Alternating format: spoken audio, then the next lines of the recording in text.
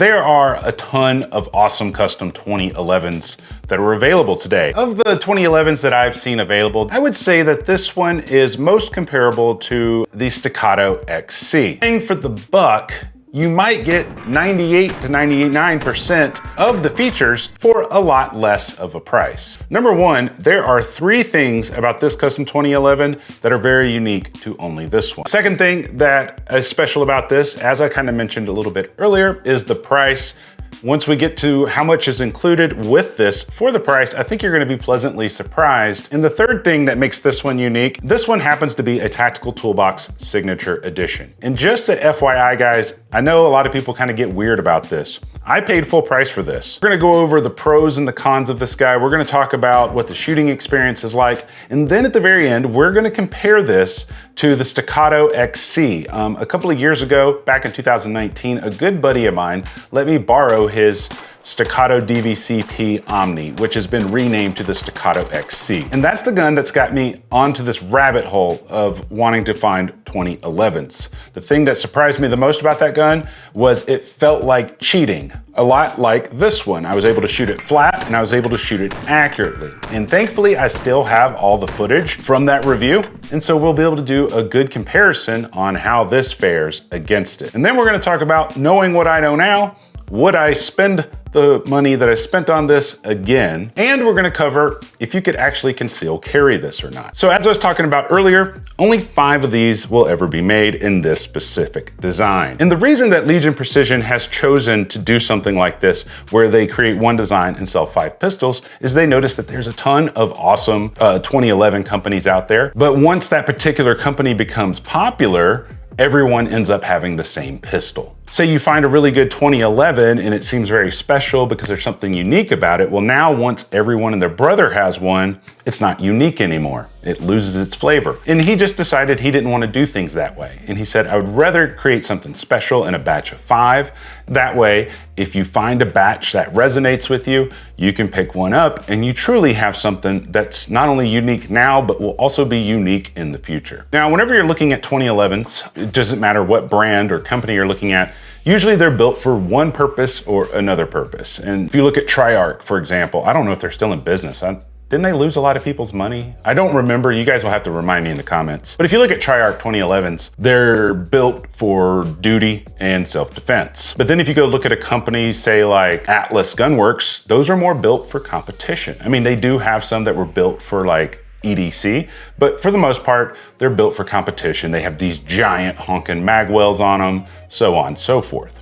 And so he wanted these to be a dual purpose, meaning you could use them for self-defense, but you could also use them in a competition if you wanted to. Currently, these are only offered in a 5-inch variant, and they come with a 5-inch ported KKM match grade barrel. The slide, regardless if you got the Toolbox edition or if you got a different edition, they all have tri-top slides, and that's where the top of the slide is flat, followed by the 2 flat angles on each side. And I think that that gives it a much cleaner look than the rounded 2011 slides. These are milled with an optic plate that has the rear sight in place, and these plates are specific to the Trijicon footprint, so you could run a Holosun on here, an RMR, or in this case I have the SRO on here. And these pistols not only come with the mount, but they also come with the Trijicon SRO.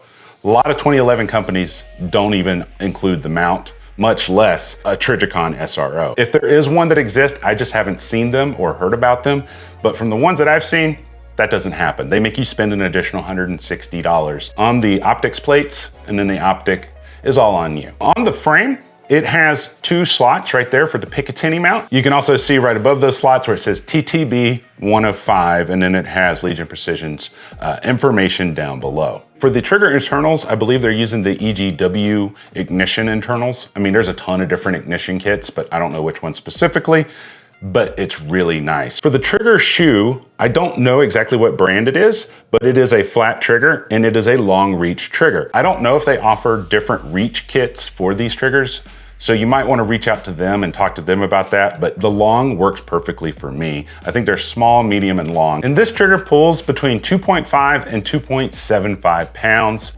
All right, so here's the take up, break, reset, break,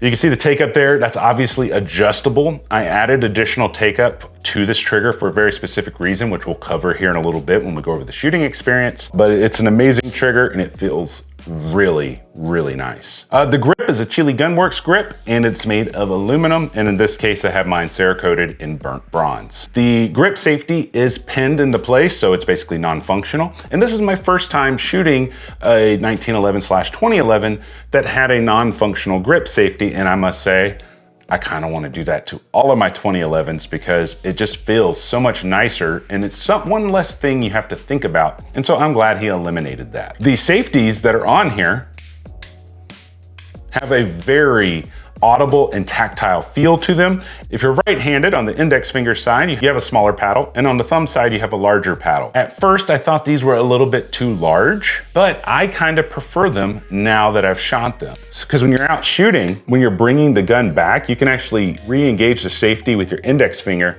very similar to an ambidextrous AR-15 safety. I don't know if they offer different sizes on the safeties, not sure. That would be something you'd have to ask them if you wanted something smaller or if you wanted something larger. The magwell on here is almost perfectly sized in my opinion. It's not one of those big magwells that you see on competitive guns. It's not tiny either. It's almost just right, and it allows you to get a really positive grip as well as do some nice reloads. And it has a nice little ramp in there. So when you're doing your reloads, you can get the reload done and go back to shooting. To me, I think they did a really good job on that. Now let's talk about how much this pig weighs. So this gun, without a magazine and without the Surefire X300 on it, weighs 46.5 ounces on the nose, otherwise known as 2.9 pounds. Now, if you add an empty magazine to it without the light, you now have 49.9 ounces or 3.12 pounds. If you add the Surefire X300 without a mag, you're at 51 ounces or 3.19 pounds. With an empty mag and the Surefire X300, you're at 54.4 ounces or 3.4 pounds. And then with the mag fully loaded with the light, you got 61.7 ounces or 3.86 pounds. Almost 4 pounds in this gun, which is going to be very important here in a minute when we talk about the shooting experience and why this feels like a cheat code. Additionally, you get a standard guide rod that uses a paperclip to remove, and it comes from Legion Precision with an 8-pound recoil spring because that's the minimum weight that is allowed to be used in a competition, but we'll talk more about recoil springs here in a minute when we get to the shooting experience. Additionally, you're going to get 2 magazines. One is 17 and one of them holds 26. And it also includes an Allen wrench for adjusting the pre-travel on your trigger. Now, lastly, the case that comes with this is from a company called Bone Dry. Their claim to fame with this case is, number one, they prevent rust from ever occurring, but they also claim that if your gun, say, is soaking wet from shooting in the rain and you put it into that case and zip it, your gun will be dry when you pull it out because it has some kind of patented technology that gets moisture out of the case and doesn't let moisture in. And so that'll prevent your 2011 from rusting in the future. Now, although this gun does feel like a real life cheat code, there's one thing that you should be aware of whenever you get a custom built 2011 that is also Cerakoted. There is a break-in period. Now, here's what you need to understand about Cerakoting or nitriding and things like that. Now, you can get these in black nitride completely. And honestly, if you get them in black nitride, they will probably break in a lot easier and a lot quicker. Cerakote traditionally, and I've talked about this in previous videos on some of my custom Glocks, Cerakote has a way of just needing to be broken in. And so whenever Legion Precision is manufacturing these, they will completely assemble them without any coating on them. They will make sure that the triggers, the safeties, the slides, everything is functioning perfectly. They will go to the range and shoot the piss out of it to make sure that you're going to get something that works. Then they will send them off for coating, whether you choose to get Cerakote or whether you choose to get something that's nitrided. When they come back from that coating process, they're going to inspect those coatings to ensure that there's no flaws in them, but they're not going to continue to break them in even more because they want that to be for you. And it is kind of a fun experience to break these in. I did a couple of things to mine with some 2000 grit sandpaper to break them in a little bit faster. Now, I'm not saying that you guys should do that, but I picked this gun up when I was about to go out of town for a week. And then once I got back from my trip for a week, I got the flu for a week. And so I had this thing for 2 weeks before I could ever shoot it. Now, with breaking it in mind, let's talk about how many malfunctions I had in a hair over 400 rounds that I have through here. So during these 400 rounds that I put through here, I've had 3 malfunctions, and all 3 were exactly the same. It was hammer follow. Now, a lot of people might be quick to jump on the bandwagon and say, oh my God, that's a crappy gun. There's usually only 3 culprits of hammer follow. Number 1 is taking too much of the pre-travel out of your trigger, and number 2 is a very sticky disconnector. And the third one has to do with the trigger in here, but we're not gonna get to that. Now, the reason I bring all these things up is before my first range trip, I adjusted this trigger to have no take up in it. I did about approximately 146 rounds on my first range trip, and I had the 1 malfunction where I had hammer follow. And I was like, well, maybe that's not an issue. Then on my second range trip, I had 2 more malfunctions. One was with me, one was with my buddy from Tactical Considerations.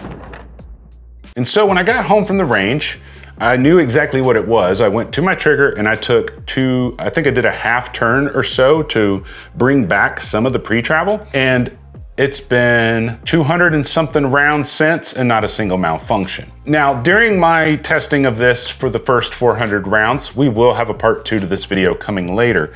I mainly used 115 grain ammo, both aluminum cased as well as brass case. I believe they were both from the company Blazer. The only reason I haven't tested other weights yet is because I'm out of 124 grain and 147 grain. I've ordered some, it just hasn't arrived yet, which is why there's gonna be a part 2 to this. But using 115 grain ammunition, this thing shoots incredibly flat, and because it shoots so flat and returns to 0 so fast, I'm able to shoot it very, very proficiently.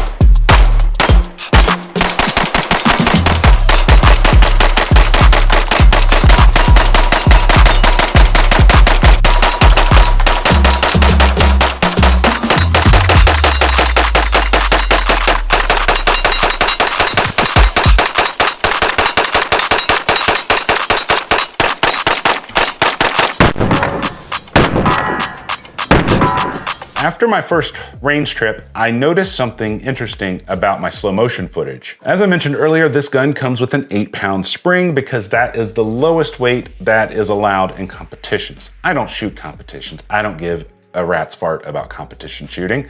And so I ordered a 7-pound spring to put in it. And if you look at the slow motion footage, you'll notice when the slide is returning back to battery, I'm getting a little bit of a dip as it hits, and then it's coming back up so that I can shoot.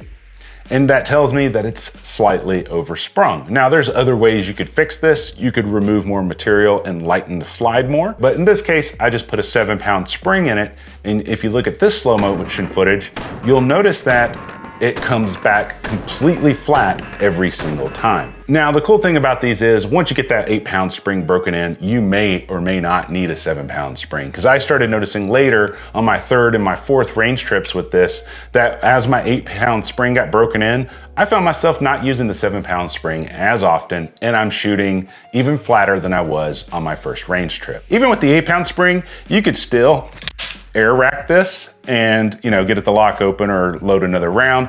That's something a lot of people that have 2011s, they kind of peacock and do that.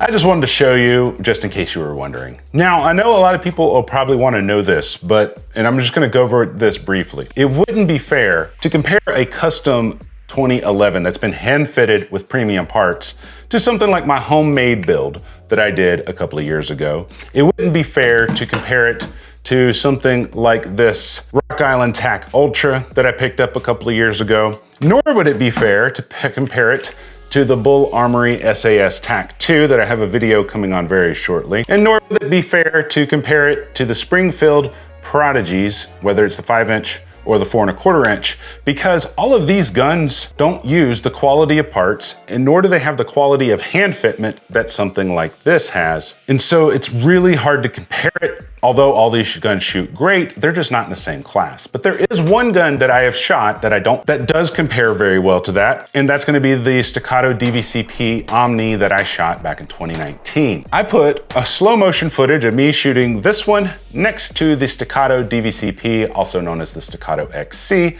side by side. Let me know which one you think shot flatter down in the comments section.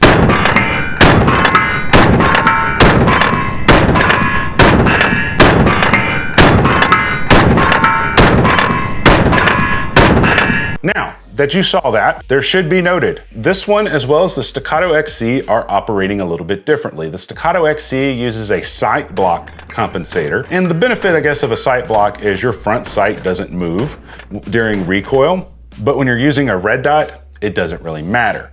Now it's using a compensator, which is great, and this one is using ports, which is also great. The main difference between a compensator and ports is ports typically slow down your projectile about 80 feet per second or so. It's not much. And the main reason why these slow them down a little bit more is ports are typically further back on the barrel, and so you lose a little bit of pressure. Now, I don't have a chronograph to test this, but many other people on YouTube have chronographed these to note those differences. The other reason why this gun is comparable to the DVCP or Staccato XC is the price point. As of right now, depending on where you get it from, the Staccato XC cost anywhere from $4,300, and I've seen them as high as almost $4,800.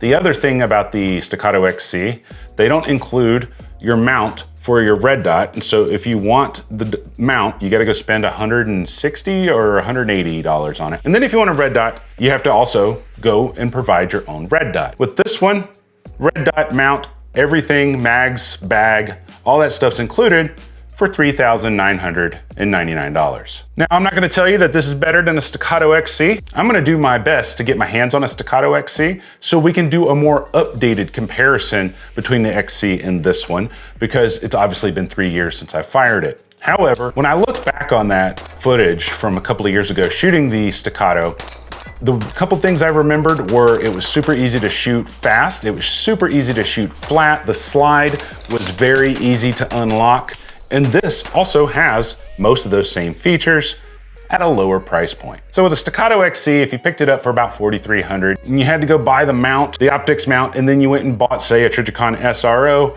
you're already gonna be out approximately $4,900 to $5,000. So this is technically $1,000 cheaper for the same performance. I'm not gonna tell you it's better. I'm not playing that game in this video. I'm just telling you what's available. So now we need to answer a few questions about this 2011. Question number one we need to answer is, would I buy this again knowing what I know now? Question number two is, could you actually conceal carry this and not print? Would it even be comfortable? Question number three is, would I use this to defend my life? I loaded up a magazine. I'm not gonna chamber it. And I got a magazine loaded up in this appendix rig. This is the Tier 1 concealed MSP holster. It fits any gun that has a Surefire X300 attached to it. I love this holster. I'll make sure to include a link over at the parts list where you can pick these guys up, as well as where you can get discounts on X300s. And I conceal carry in the appendix position typically. Now, I could adjust this holster to ride a little bit higher because I do have it riding pretty low right now, but as you can see, it conceals like a dream. I don't have any issues with it. And if you wanted to come draw, there it is. But I will say, fully loaded, it's a little bit heavy, but I can sit down in it just like I can anything else.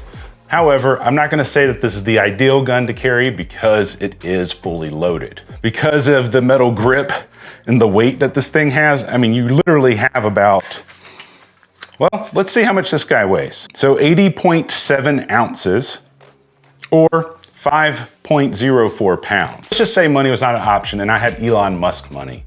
Would I defend my life with it? Yes, I would defend my life with it. If this gun wasn't so special, I would definitely put it in the nightstand to defend my life with. Now, I'm not going to because it's a special gun to me, not just because of the price, but also because it's a toolbox edition, and no one's ever done a toolbox edition gun before. So as the functionality of it, yeah, I would trust it. Otherwise, yes, I would 100% buy it. So let me know what you guys think about this. Do you think it's a stupid idea? Do you think it's a good idea? Have you been looking at custom 2011s? Have you been looking at some of the Staccatos? I would love to hear you guys' feedback because I have a lot of 2011 content coming in the future. So if you want to see some other cool videos that are very similar to this, check out this video right here. I break down how easy it actually is to piece a 2011 together, just in case you're interested.